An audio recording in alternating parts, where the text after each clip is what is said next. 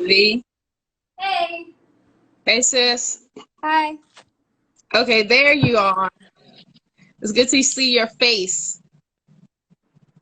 So I gave everybody like a very brief intro of the Teacher Talk series and a very brief intro of you.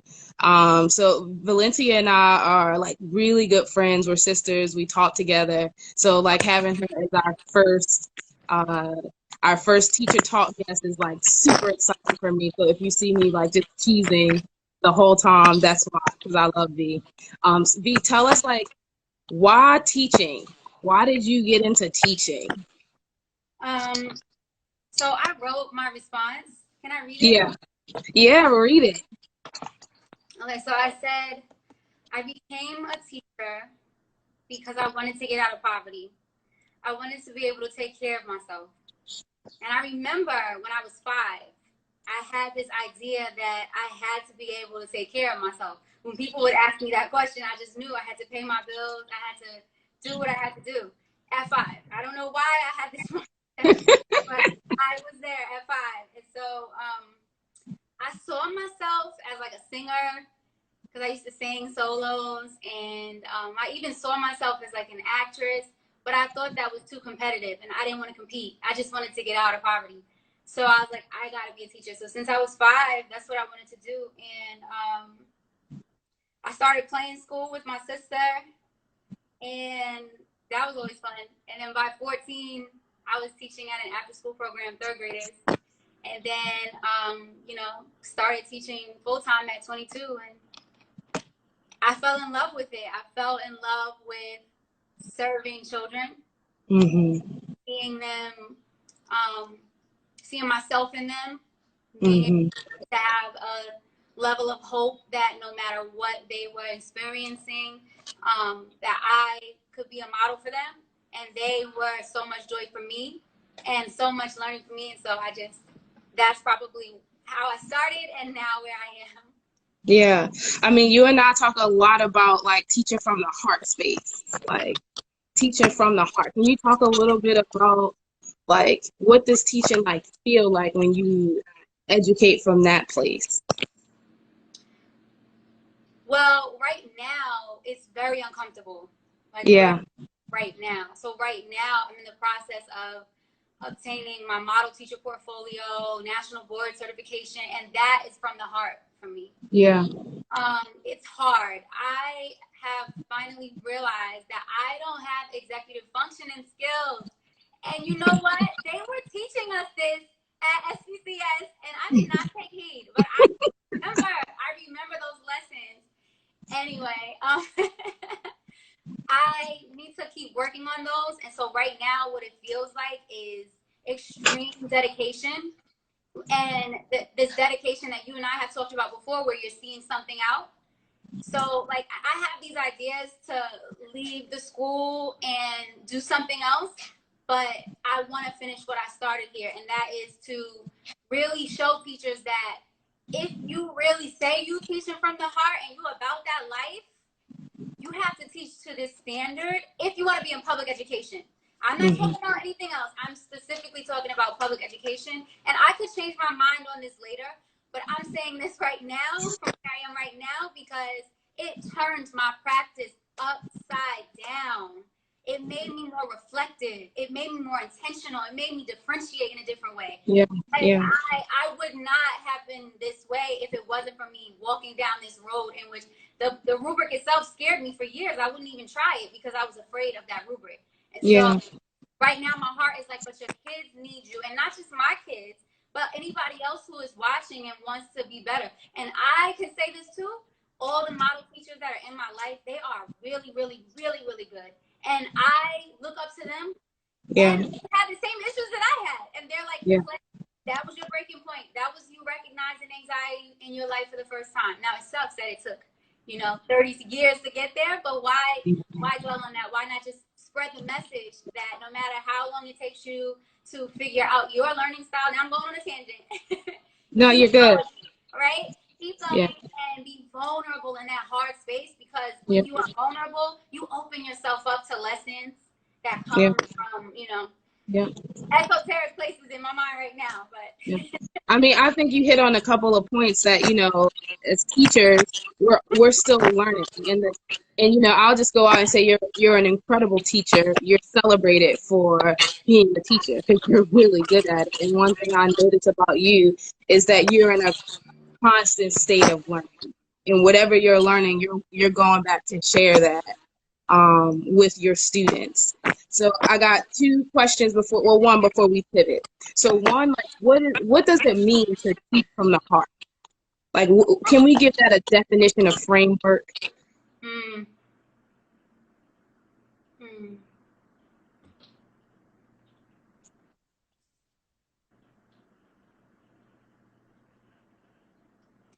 In the moment, teaching from the heart means that you're being aware and cognizant, and you will have to put it in the framework. I'm trying to give you a sentence. I'm trying to give you a gist statement. Yeah, that'll do. But it's being aware and intentional of the cognitive issues that your students have, or it might not be the best word, but teaching from the heart means that you are serving from your heart to theirs, and sometimes that means you are not teaching from the curriculum in that very moment, because now you have to go ahead and teach a heart-based lesson or a heart-based lesson. Yeah. Do we have a framework for that? Huh? Do we have a framework for that? I don't think so. I mean, I think that's your work.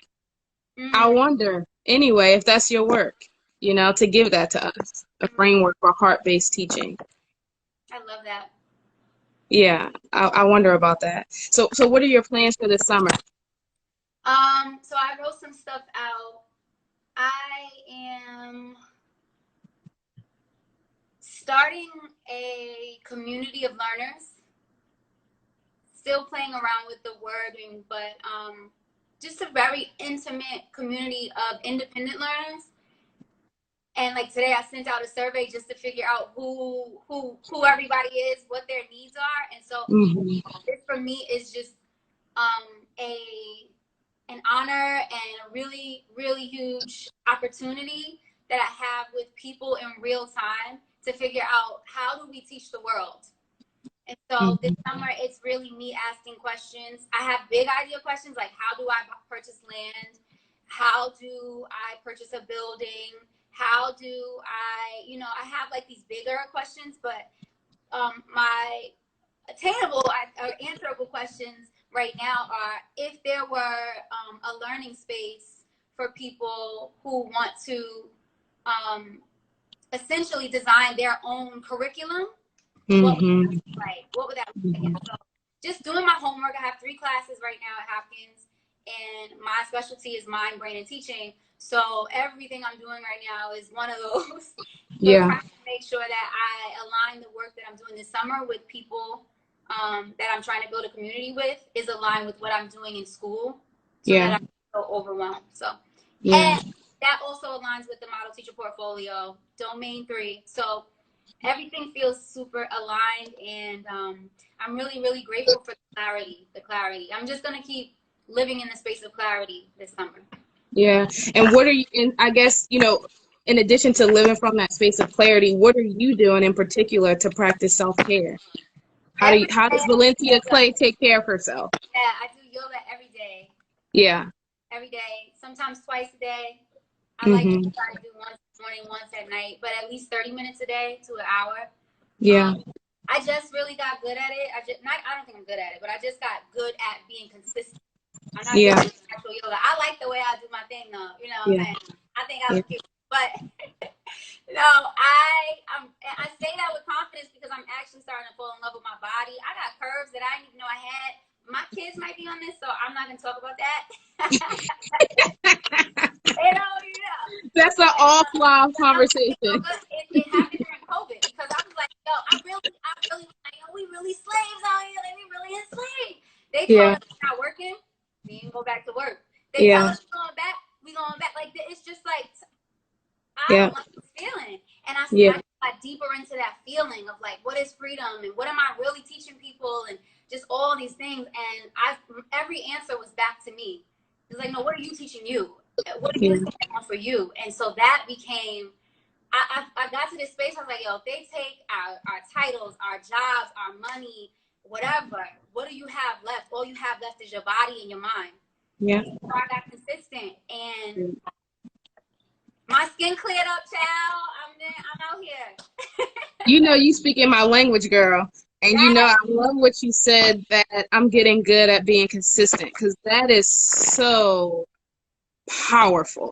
I mean, a lot of times that's the work for us, just consistency. And that takes a lot of practice. So when you are able to practice consistency, it's just amazing. So good job. And how do you think the way that you practice self-care, how does that influence, you know, your teaching, your classroom? It gives, if it's a rough day, I always can end up saying, good thing I did my yoga today. Like, so in the moment, I don't react. It makes me very non-reactionary and intentional. And then it's helping me to grow those executive functioning skills. Yeah. To be way more intentional, plan earlier. You know, I'm from the school of planning on sticky notes, moving them around, and you just do the magic. Like, yeah. It's not like that when you're teaching from the heart in a space where you're thinking about everybody that's in that room and what they need. You cannot do it from stickies. I mean, actually, I'm still doing it from stickies, but you have to be a little bit more organized with the way you move those stickies. And you can actually use digital stickies. People probably already knew this, but you know. Yeah. And so that's helping me to be a better teacher for sure. That's self-care. So let's like kind of switch gears a little bit and talk about your students. Like self-care for them, cognitive work for them, mindfulness for them. Like, what is your stance on that? I teach my students meditation every year. Yeah. I learned that at Southwest Baltimore Charter School, and I took it everywhere with me after that. I took it to New York. I took it to Baltimore. I took it to speeches. Yeah.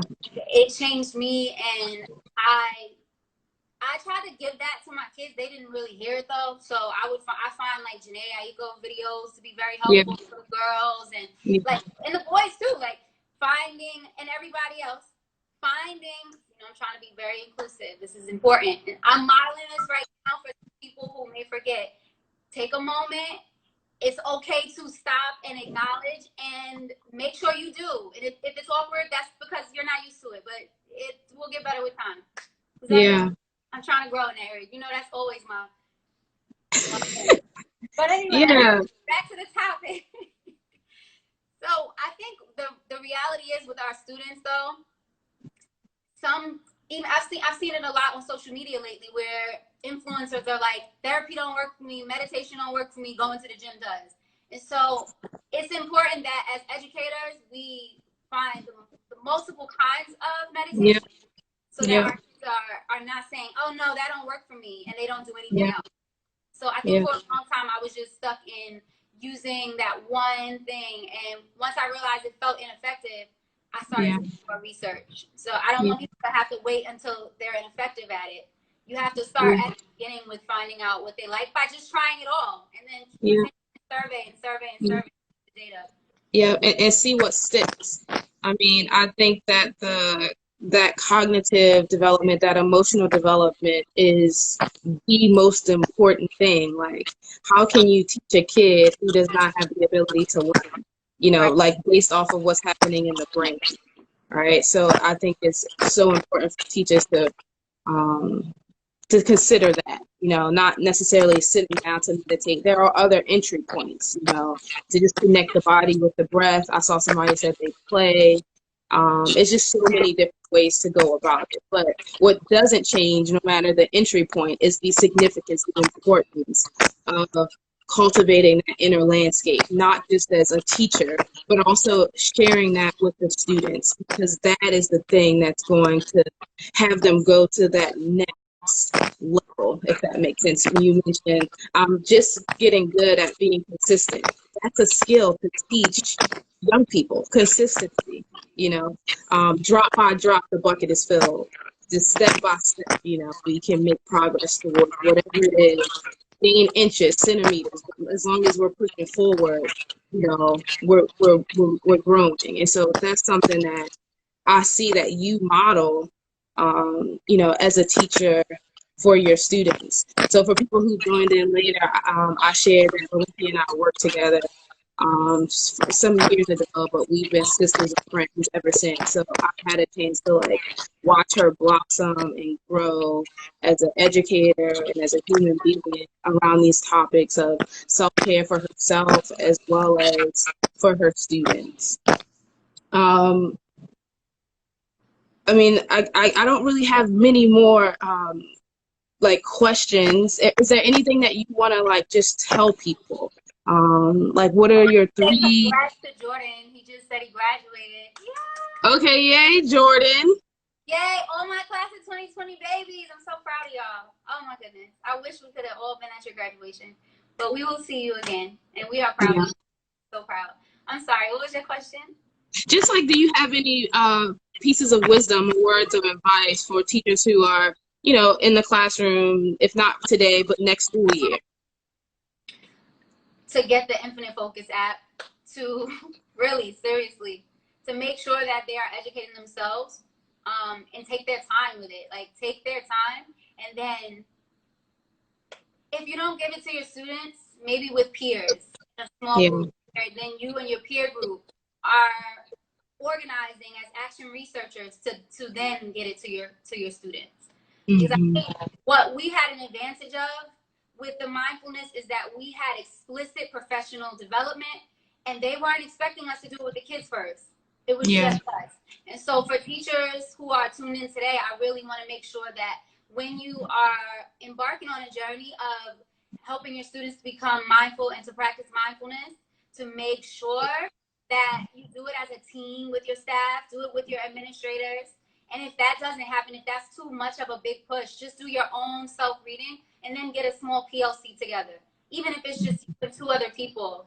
But that groundwork has to happen first, that you're educating your staff so that they can all help you to educate the students. And you just never know who could benefit, which everybody could benefit, but you never know who might in that moment need that breakthrough of being in that PLC with you. Yeah. So thank you so much, Clay. I love doing this. I love that you're our first guest. So guys, this is the Infinite Focus School Summer Teacher Talk Series. Next Wednesday, we'll be back with another teacher. Dana Thomas of the Happy Teacher Revolution will be here on Wednesday. So join us again. This is Valencia Clay, and I am Ashley Williams, the founder and CEO of Infinite Focus Schools, which is a mindfulness and socio-emotional learning app for young people. Just press play. We teach them about their biological, cognitive, and emotional functions. We collect socio-emotional data in real time. Everything's there. You can find out more about us at www.infinitefocus.org, or you can follow us on Instagram at Infinite Focus app. All right. So thank you so much, Clay. Thank you, everybody. And I'll see you guys next Wednesday.